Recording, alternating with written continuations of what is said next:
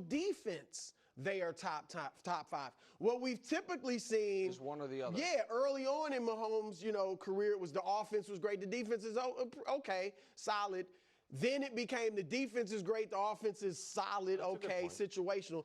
Now they look great on both sides of the ball. And I don't care that the Raiders aren't very good. To do what they did to them, 3 first downs, no points, that's impressive. So they really look good on both sides of the ball, and that's why I'm worried. Buffalo's defense is not good. Obviously, the Ravens' defense. Indy has looked good, but they have no track. It's hard to believe in Indy. So we have to see. I agree. I don't want to be the Chiefs hater. Well, there's nothing to hate, is there? Right now, there's nothing to hate. I agree with you guys. I'm not going to be the Chiefs hater. I'm beloved in Kansas City. I think should we pump the brakes a smidgen? Perhaps. Just a smidgen. Go ahead. That's it. I'm just saying that. Okay, you know what? Listen, I'm happy Rasheed Rice is back and he came back, and looked great. Yes, full speed ahead. It was 10 targets, 7 receptions, 42 receiving yards, 2 touchdowns. I thought that was very, very good. I was worried that it was going to be a little rusty or it was going to be used, but it felt like let's make a point of getting this guy. No, and KW, you don't have to worry. Just so you know, I want you to stay true to your heart always. You don't have to worry that if you were to question the Chiefs, you would be like a man on an island. Because, and I would like a moment for this here before we move on, is there any post-game meetings, after-action reports, self-scouting from other shows and other media about the hyperventilating after 2 weeks? About the 7 straight AFC championship games, 5 of the last 6 Super Bowls, won 3 of the last 6 Super Bowls and been to 3 straight. That team having a tough couple weeks, and I picked 9 different publications. I mean, to be fair, they didn't know the title turned out. Well, because here is what was being said. This isn't a straw man. The slow, boring erosion of the Chiefs dynasty, less than a month ago on The Ringer. Is the Kansas City Chiefs dynasty already over? Less than a month ago on The Sporting News. The Chiefs are finally winners, but look even less like contenders from our friends at Fox Sports. And by the way, it have to be fair. And by the way, that was post-tackle that turned the tide. That's post-tackle that turned the tide? Yeah, that was after the Giants game. The Chiefs' historic collapse, how the NFL's gold standard fell apart from CBS. We can keep going, please. What is that one? Talk Sport. That's across the pond. Mahomes isn't top 5 and could bring the Chiefs dynasty down with him. That was 3 weeks ago. This one is The Athletic. The Chargers, remember that was cute for a few days, have a plan to take over the AFC West. Sports Illustrated. Chargers put AFC West in a chokehold from the NFL. That's the league. Chiefs in danger zone with impotent offense. And then a collection on ESPN that includes KC anything but dominant. If the Chiefs try to score 30, it would take 8 games. The Ravens are a better football team, and Detroit is built to punish the Chiefs. To which I say, because every single one of those publications, all of those media folks today are having the same conversation as us, which is Chiefs are back. It's one of my favorite memes, KW. Chiefs dynasty over? No. Tackle that turned the tide. That's what it is, buddy. You're going to have to zoom in on that one. Who broke this one out? No, I'm just telling you. Isn't there a statute of limitations on this media? I don't think that's what it is. Dynasty over? Oh, the tackle that turned the tide. It switched it all, guys. It's so great. So we're so bad. Some of those headlines are pretty crazy. And they're a month ago. They were 0-2. Oh, God forbid. I mean, still. 0-2. God forbid. How could you write them off? Mahomes is how old? 30. He's 30. He was 29 when they were 0-2. What up there? No, we did not. I didn't want to pick on you, Will. Did you say that? You're 0-2 and you had a lack. 0-3 actually. Count the Eagles. Thank God for the tackle that turned the tide. Speaking of, no one knew the tackle that turned the tide was going to happen. Head up to Minnesota. Jalen Hurts was Mr. Perfect, first QB this year to post a perfect passer rating. 326 yards, 3 touchdowns, while his 2 top receivers diced up this vaunted Vikings defense I was a little afraid of. Philly stops the funk. Here's Jalen. You don't have a game like that without the guys around you. You know, so I give a lot of credit to them. Give a lot of credit to the collective of everyone hanging in there and enduring the game. It's just a matter of trying to find ways to get it done. It's not a time to hope. It's not a time to want or wish something can happen. It's the time to make it happen, and I think that was a collective thing by everybody.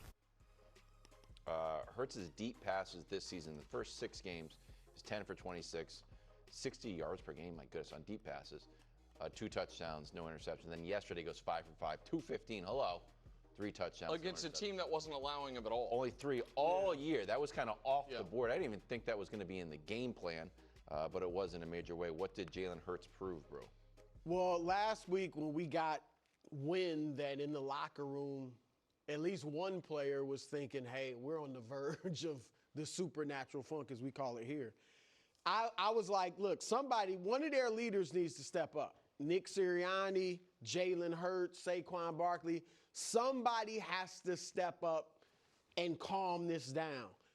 Jalen Hurts did it. Yep. That's what he did. I don't know what he said to the locker room, if he did it with his words, but with his actions, he did it.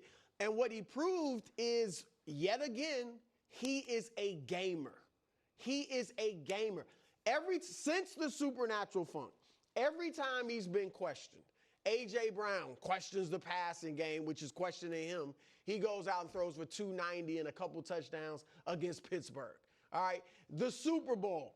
Oh, they're not going to beat the Chiefs. Who's going to beat the Chiefs? He goes out 4 touchdowns, Super Bowl MVP. And then yesterday, the supernatural funk, we're on the verge of that. He goes out and throws for 300 yards. I know you showed it last week, Nick. For the first time in eons. 28 games. Okay, 20, right, basically 2 years. And so whatever it takes, and what I liked about yesterday is the way he did it. We've said they're not throwing a lot of intermediate stuff with him. That's not been his strength. But yesterday, they had some intermediate stuff. Obviously, the deep balls. He threw stuff inside the numbers, not just outside to A.J. Brown. Like, he was fantastic. And so, to me, that's what he proved. Like, don't question. I'm not saying they're going to win the Super Bowl. I don't even have them going there. But don't question whether or not Jalen Hurts can win, whether or not he can throw the football, whether or not he can run. Because he gets it done, whatever they need him to do to get a W. So I thought, like I said, he proved he's a gamer. So this was the graphic that I showed last week that Eagles fans so mad at me because I'll be totally honest. I blame Gianna. Gianna picks which parts of my long statement she's going to caption and put out there. And she picked a very clickbait one there to drive engagement. I do not think last week my stance was he can't do this. I think what we were saying last week is it's very obvious what the Eagles need to do to pull out of this tailspin. Have their Super Bowl MVP quarterback deliver. And you made the point with any of the other great quarterbacks, that would be the expectation. Is like, hey, he's going to have a great game. And the point I was making is it had been a long time since he had had a great game purely through the air. Right. And then he had, in my opinion, if you remove the added, points you get for it being a playoff game or in the Super Bowl, if all games are graded equally, I think that's the best game he's ever played. Well, certainly the best regular season game. Yes, and I think he actually played better in this game than he played in either Super Bowl. The stakes are so different that you can't really say that, which bolsters. I had the exact same mindset as you, Brew. It bolsters his big game quarterback rep because this wasn't a playoff game. I get that, but they were on the verge. We thought of a spiral, of a 3-game losing streak, of there being real panic.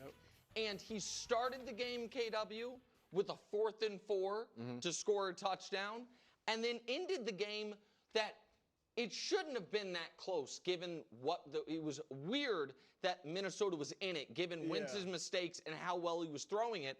But it was a 6-point game, and it's 3rd and 9, and he once again hits a bomb to ice the game. So I thought his 4th and 4 set the table, and then both to A.J. Brown, by the way, and then this 3rd and 9 ends the game. So I thought I thought it was the best I've ever seen him play if you remove the stakes. And KW, he doesn't have to have perfect pass rating moving forward. It's what they're going to need from him moving forward. From Saquon? Because I don't think it. I think the Saquon we've gotten is the Saquon we're getting this year. I'll give it one more week. I mean, I'll give it one more. Yeah, I mean, I get that.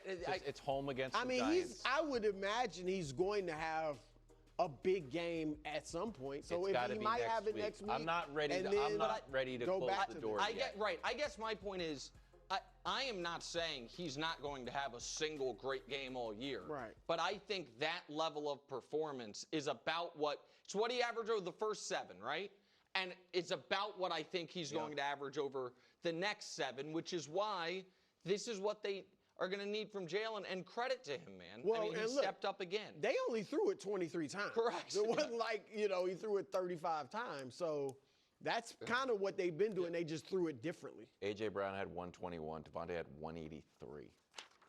No, they were. Let's head to Denver, where depending on your POV, this was either a historic comeback or a historic collapse. 33 points in the fourth quarter, either scored or given up. Broncos moved to 5-2. Giants now 2-2 with Jackson Dart. Here's Dayball postgame. Tough loss. Put their heart and soul into it. So, not a lot of talking that needs to be done when you lose a game like that. Everybody gave everything they had. Brew, what was the story here for you? The collapse or the comeback? It's not even close. It's the collapse. Okay. Period. I mean, credit Denver for being resilient, hanging in there, but this was about you don't come back from a 19-point deficit to start the fourth quarter or what was it, 18 28 with 6 minutes left. And win the game if the other team doesn't collapse.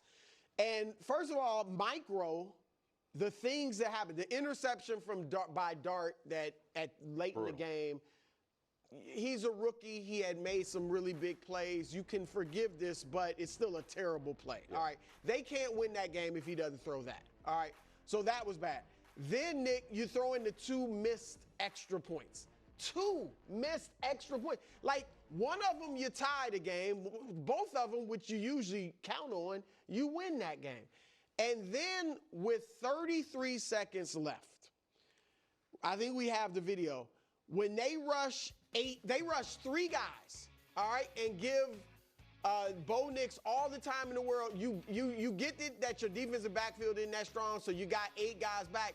But you still, look, there's 5 Giants around him.